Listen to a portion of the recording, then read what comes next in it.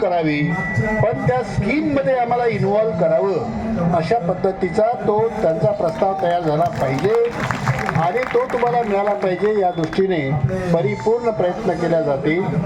तुम्ही आतापर्यंत आमच्यावर विश्वास दर्शविलेला आहे, याही पुढे आपण विश्वास दर्शवा.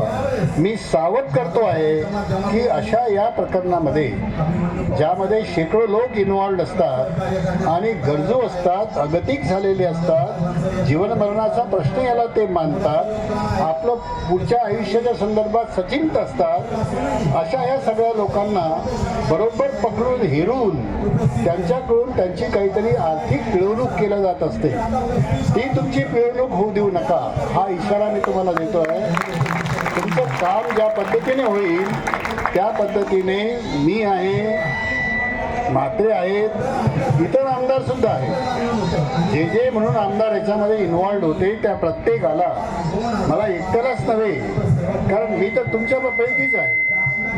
कारण ज्या पद्धतीने हे पद निर्माण झाले, तुम्हाला ज्यांना काही त्याचा पूर्वेतिहास माहिती असेल नसेल माहिती नाही, परंतु समग्र सर्व शिक्षा अभियानाचा जो पहिला अहवाल आहे गव्हर्नमेंट ऑफ इंडियाला गेलेला, तो लिहिण्याचं भाग्य मला लाभलेलं आहे.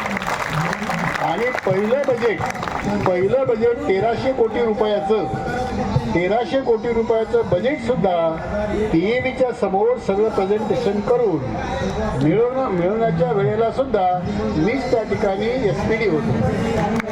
त्यामुळे हे पद निर्माण करण्याच्या बाबतीत ते कशा पद्धतीचे हे लोक आहेत, कारण तुमच्या इंटरव्ह्यू काही लोकांच्या मला घेता आल्या आणि त्यामध्ये मी बघितलंय की अत्यंत गुणवत्तेचे लोक, त्यांना त्यावेळेला ते जर इकडे आमच्याकडे आले नसते तर तेव्हा मार्केटमध्ये त्यांना संधी होती, ते पुढे तरी अत्यंत परमनंट जॉबवर जाऊन त्या ठिकाणी ते स्थावर झाले असते.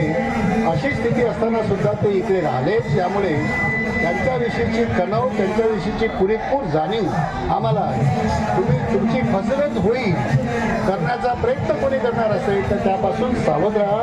तुम्हाला पुरेपूर मदत केल्या जाईल असा विश्वास मी तुम्हाला देतो आणि थांबतो.